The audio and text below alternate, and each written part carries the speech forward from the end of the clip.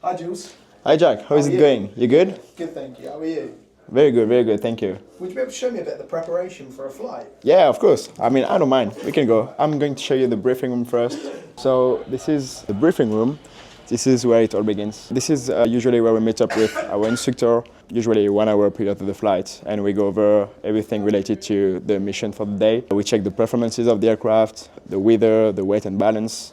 We go over every operational information, such as the node times, etc. Yeah, and I was doing the weight and balance just before you came up, so I'm going to show you. This is a weight and balance. So as you can see, we just want to make sure that our takeoff mass and landing mass here are not exceeding the regulated maximum takeoff and landing mass for the aircraft.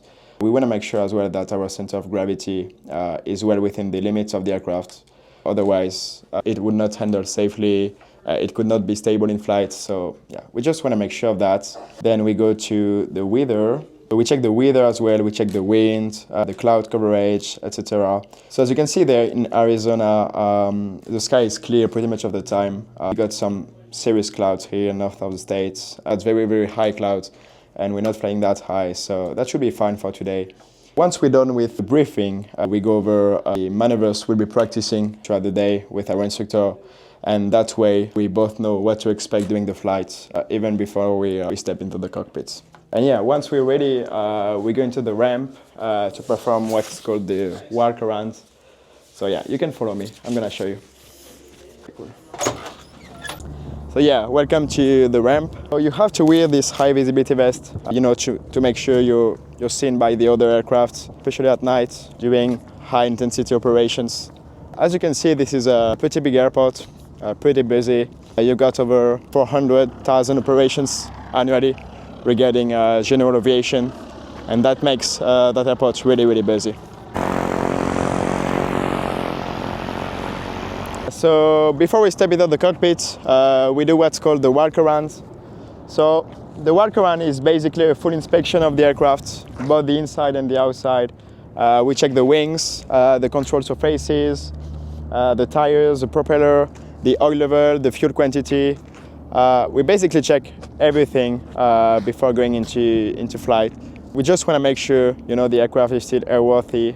It did not suffer previous damage, for example, burst strike during the previous flight. There is no leak. It can be hydraulic fluid leak, oil leak, fuel leak.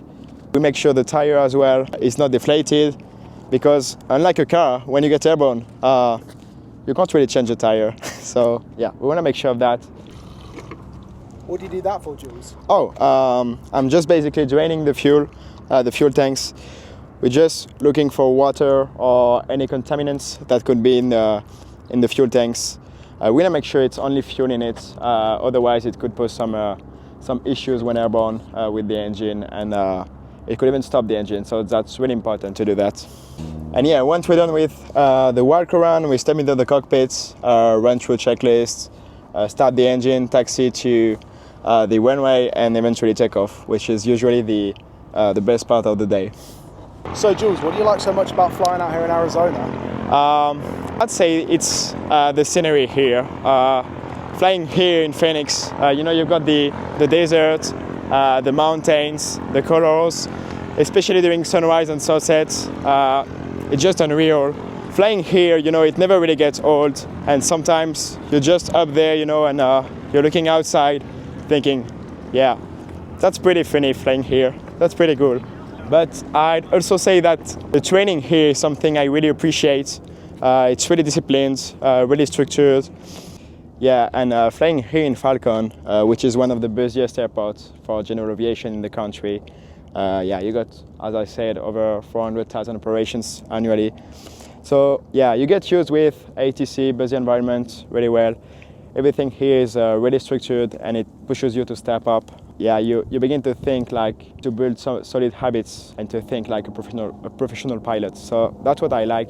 So I would say that mix. You have the scenery here, the desert, flying is pretty good, and the training quality is really good as well. So it makes every flight feel both meaningful and fun. So that's what I like.